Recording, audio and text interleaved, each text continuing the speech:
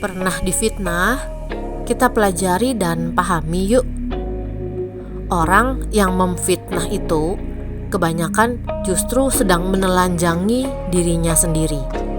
Ia sedang memperlihatkan aib dan sifat buruknya. Sasarannya adalah untuk menjatuhkan orang lain. Ya, mungkin berhasil untuk sementara waktu, tapi untuk jangka panjang, justru dialah yang akan mengalami lebih banyak hal buruk sebagai hasil dari kumpulan pancaran vibrasinya. Dengan memfitnah, ia sedang menanam benih yang nantinya akan ia tuai di masa depannya. Dengan memfitnah, ia sedang menciptakan karma pala atau hasil dari tindakannya sendiri. Hati-hati, alam semesta adalah pendengar yang setia, yang dengan perhitungan matematika yang sangat tepat akan mengkalkulasi dan menghadirkan kembali hasil perhitungannya berupa kejadian sejenis atau bahkan lebih buruk. Orang yang dapat memfitnah orang lain, ia pasti tidak bahagia. Ia pasti memiliki masalah dengan dirinya sendiri. Karena saat memfitnah, ia sedang memberi makan egonya yang ingin menjatuhkan orang lain dan ia merasa puas saat melakukannya. Mungkin juga ia ingin agar orang lain menderita seperti apa yang ia rasakan selama ini. Ya, penderitaan yang sudah lama yang ia sendiri belum tahu cara untuk menyembuhkan luka hatinya. Lalu, ada nggak sih manfaat dari difitnah?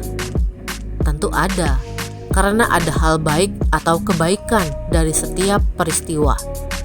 Dengan difitnah, kita dapat mengambil hikmah dan pembelajaran saat kita berhasil melihat keadaan tersebut sebagai hasil dari pancaran vibrasi kita sendiri di masa lalu.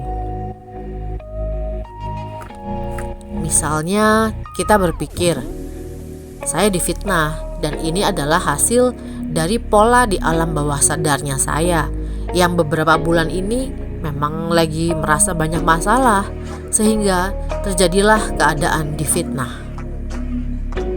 Ternyata vibrasi sayalah yang menarik dan bikin keadaan ini terjadi.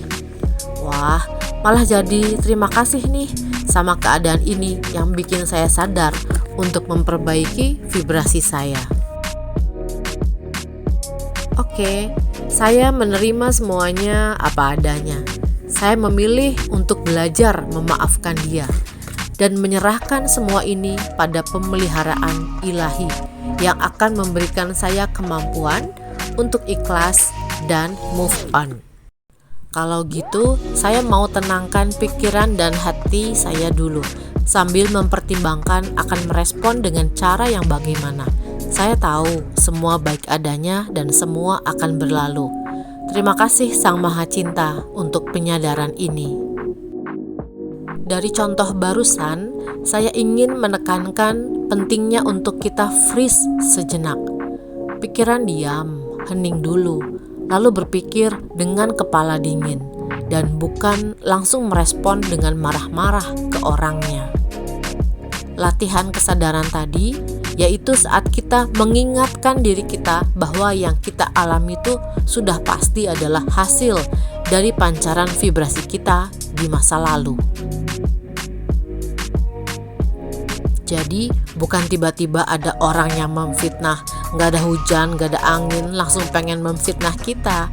Tapi kitalah yang telah menarik kejadian tersebut yang akhirnya terjadi hal yang tidak kita harapkan melalui orang tersebut. Sumber di dalam diri kitanya di mana letaknya? Di alam bawah sadar kita. Kapan ya saya menggetarkan vibrasi yang menarik orang lain memfitnah saya? Ya, setiap saat kita merasakan kesal, marah, kecewa, sedih, dan perasaan sejenisnya, kita lagi memanggil atau menarik kejadian baru yang akan bikin kita makin kesal, marah, kecewa, sedih, dan sejenisnya. Ingat ya, setiap saat kita merasa takut, kesal, cemas, dan lain-lain, maka getaran energi low vibes kita ini mengalir ke semesta dan menyatu dengan energi low vibes-nya kita yang terdahulu. Terus lama-lama terciptalah peristiwa yang tidak kita harapkan.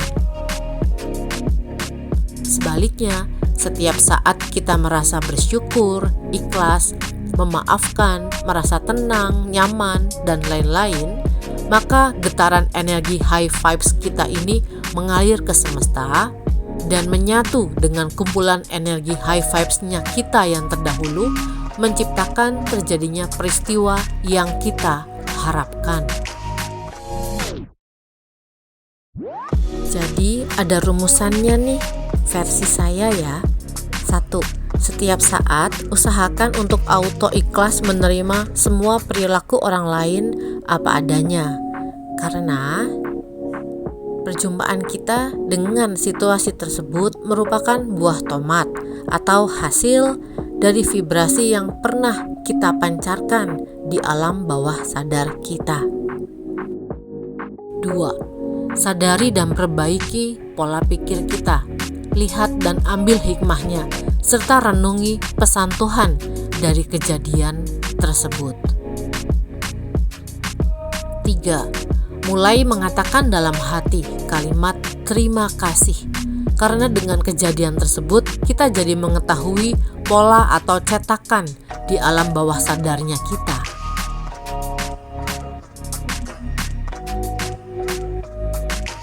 4.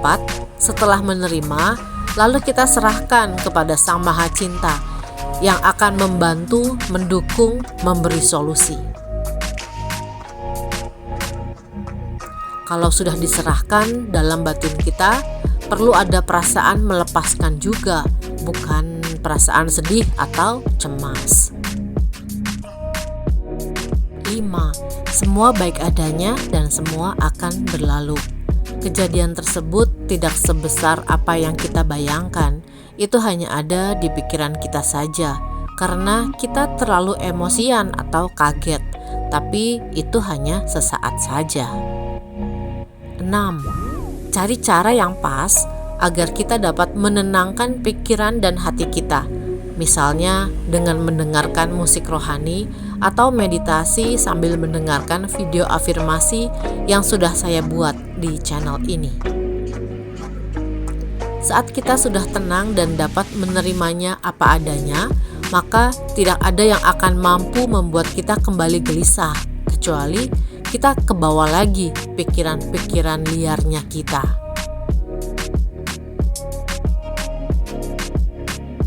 Jika muncul lagi pikiran-pikiran seperti, kok dia begitu sih ke saya? Maka terima kehadiran pikiran tersebut, lalu ucapkan berulang kali kalimat terima kasih. Artinya kita menerima pikiran liarnya kita dan kita memilih untuk kembali mensyukuri hidup kita sebagaimana adanya. Untuk teman-teman yang pernah difitnah, semoga dapat lekas move on dan memaknai secara berbeda keadaan tersebut dan mulai memperbaiki getaran vibrasi yang kita pancarkan, memperbaiki pikiran dan perasaan kita setiap saat. Energi kemakmuran 10 triliun mencintai kita semua. Saya Vita Mansyah Trainer, jiwaku mencintai jiwamu. Semangat!